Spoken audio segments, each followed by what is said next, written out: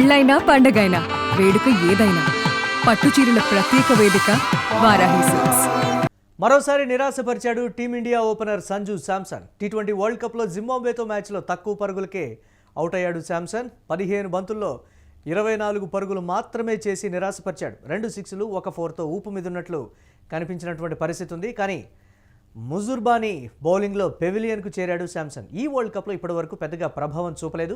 భారీ స్కోర్లు ఆడటంలో ఇబ్బంది పడుతున్నాడు శాంసన్. సోషల్ మీడియాలో సంజు శాంసన్పై నెటిజన్లు సెటైర్లు వేస్తున్నారు. ఇంకెన్ని ఛాన్సులు ఇవ్వాలంటూ కూడా నెటిజన్లు విమర్శలు గుప్పిస్తున్నటువంటి పరిస్థితి ఉంది. దీనిపై మరిన్ని అప్డేట్స్ మా కరెస్పాండెంట్ సతీష్ అందిస్తారు. సతీష్, అవకాశాన్ని సద్వినియోగం చేసుకోలేదు అనేటువంటి మాట అనాలా, లేకపోతే సంజు శాంసన్ యాజ్ యూజువల్గా ఫెయిల్ అయ్యాడు అనేటువంటి మాట అనాలంటారు? ఎలా చూడాలంటారు ఈ మ్యాచ్కి సంబంధించి?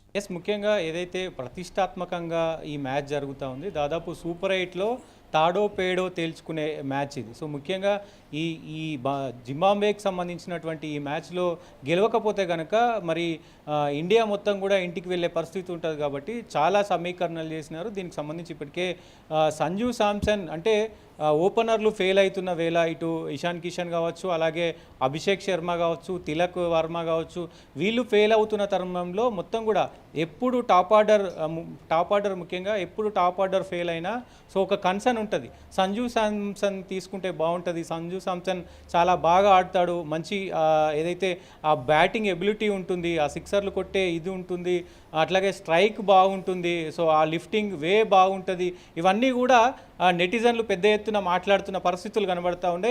ఎప్పుడు టాప్ ఆర్డర్ ఫెయిల్ అయినా, ఓపెనర్లు ఫెయిల్ అయినా, ఫస్ట్ డౌన్లో ఎవరైనా ఫెయిల్ అయినా కానీ సంజు శాంసన్ను తీసుకోవచ్చు కదా అనే మాట వినబడుతుంది. కానీ సంజు శాంసన్కి ఎప్పుడు కూడా ఇట్లాంటి అవకాశాలు ఇచ్చినా కానీ సో ఎప్పుడు ప్రతిసారి పెద్ద ఎత్తున అవకాశాలు వస్తూ ఉన్నాయి, దాన్ని వినియోగించుకోలేకపోతున్నాడు. సో ఈరోజు కూడా దాదాపు మరి 24 పరుగులు చేసినప్పటికి కూడా దాంట్లో 2 సిక్సర్లు 1 4, సో 24 పరుగులు చేసినప్పటికీ దాదాపు 164 స్ట్రైక్ రేట్తో ఆడినప్పటికీ కూడా సో ఆ స్కోర్ని ముందుకు తీసుకెళ్ళలేకపోతున్నాడు. ముఖ్యంగా సంజు దాదాపు ఈ 6-7 మ్యాచ్ల్లో అంటే లాస్ట్ 6-7 మ్యాచ్ల్లో కనుక చూస్తే ఆయన స్కోరు 40 దాటిన దాఖలాలు లేవు.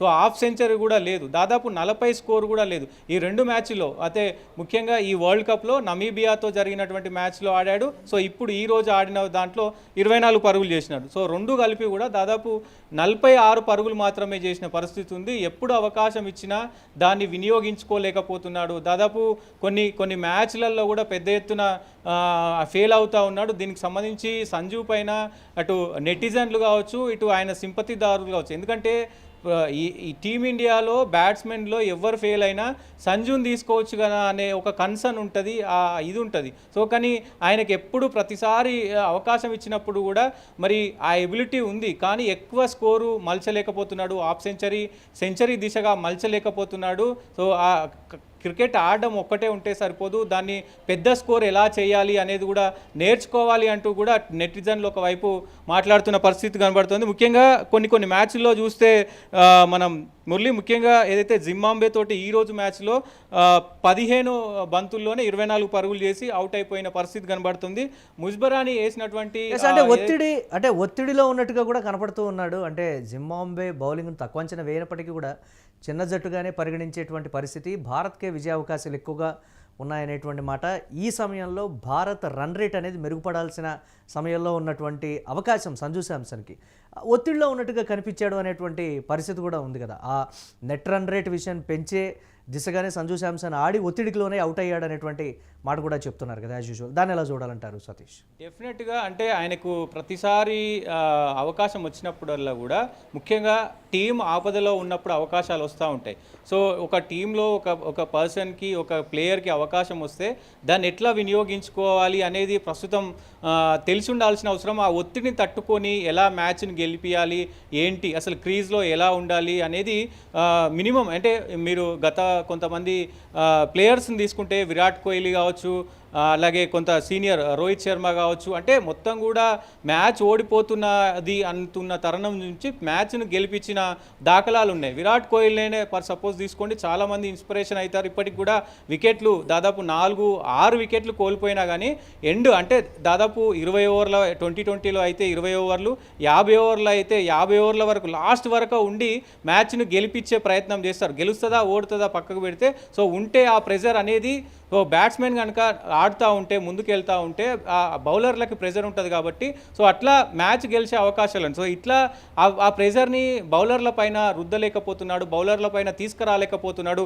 ఆయన ప్రెజర్కు ఫీల్ అవుతూ ఉన్నాడు అనేది ప్రస్తుతం చర్చనీయాంశంగా మారింది. దీనికి సంబంధించి ముఖ్యంగా ఈ రోజు ఆట తీరు కనుక జింబాబ్వేకి సంబంధించి అంటే ఇండియా కూడా ఒక కాన్ఫిడెన్స్తో ఉంది, జింబాబ్వేతో ఎట్లాగైనా గెలవాలి. సో ముఖ్యంగా కీలక బ్యాటర్లు అందా ఉన్నారు, కీలక బౌలర్లు కూడా ఉన్నారు. కానీ కొంత అంటే సరైన సమయంలో ఆ లూజ్ బాల్స్ వస్తూ ఉంటాయి. సో లూజ్ బాల్స్లో ఓవర్కి ఒక 4 ఒక 6 కొట్టినా కానీ రన్ రేట్ అనేది చాలా చక్కగా ఉంటుంది. సో ముందుకు పోయే అవకాశం ఉంటుంది. కానీ కొంత షార్ట్ సెలెక్షన్లో కూడా చాలా ఒత్తిడికి గురవుతున్నాడు. ప్రతి బాల్ని కొట్టే ప్రయత్నం చేసి దాంట్లోనే ఇప్పుడు క్యాచ్ ఇస్తున్న పరిస్థితులు కనబడుతున్నాయి. ఇవన్నీ కూడా అంటే దాదాపు ఈ ఒక్క మ్యాచే కాదు, ముఖ్యంగా గతంలో న్యూజిలాండ్ పైన చూసుకుంటే డక్అవుట్ అయిన పరిస్థితి కనబడుతుంది. దానికి సంబంధించి జనవరిలో జరిగినటువంటి ఇంకొక మ్యాచ్లో న్యూజిలాండ్తో 24 పరుగులు చేశారు. దాని తర్వాత న్యూజిలాండ్ సిరీస్లో 6 పరుగులు చేశాడు. దాని తర్వాత నమీబియాతో 22 పరుగులు చేసినాడు ఈ వరల్డ్ కప్లో. సో ఇట్లా దాదాపు ఈ మ్యాచ్లు అన్నీ కనుక చూస్తే కన్సిస్టెన్సీ అనేది లేదు, కన్సిస్టెన్సీగా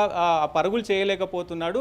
సో ఏదైతే ఈ స్టార్టింగ్ వస్తుందో దాదాపు ఒక 2020లో 20-25 పరుగులు రావడం అంటే కొంత మంచి ఇదే. కానీ దాన్ని ఆ 20-25 పరుగులను ముందుకు ఎలా తీసుకెళ్ళాలి, ఏ తరుణంలో తీసుకోవాలి, దట్టు అంటే దానికి సంబంధించి కూడా కొన్ని విమర్శలు అయితే ఉన్నాయి. సంజు శాంసన్ విషయంలో మాత్రం పర్టికులర్గా నేషనల్ టీముకు కాదు ఐపీఎల్ ప్లేయర్గానే పరిగణిస్తున్నారు అనేది కూడా ఒక వర్గం చెప్తున్నటువంటి మాట. అక్కడే రాణిస్తున్నాడు తప్ప అంటే జాతీయ జట్టులో రాణించడం లేదనేటువంటి విమర్శలు అయితే ఉన్నాయి. Thanks for updates Satish. ఇక మరోసారి టీమిండియా ఓపెనర్ సంజు శాంసన్ నిరాశపరిచాడు. T20 వరల్డ్ కప్లో జింబాబ్వేతో మ్యాచ్లో తక్కువ పరుగులకే శాంసన్ అవుట్ అయినటువంటి పరిస్థితి ఉంది. 15 బంతుల్లో 24 పరుగులు మాత్రమే చేశాడు శాంసన్. 2 సిక్స్లు 1 4తో ఊపు మీద ఉన్నట్లు కనిపించినప్పటికీ శాంసన్ నిలదొక్కుకోలేకపోయాడు. అంటే ఒత్తిడికి లోనయ్యాడు అనేటువంటి విమర్శలు ఉన్నాయి.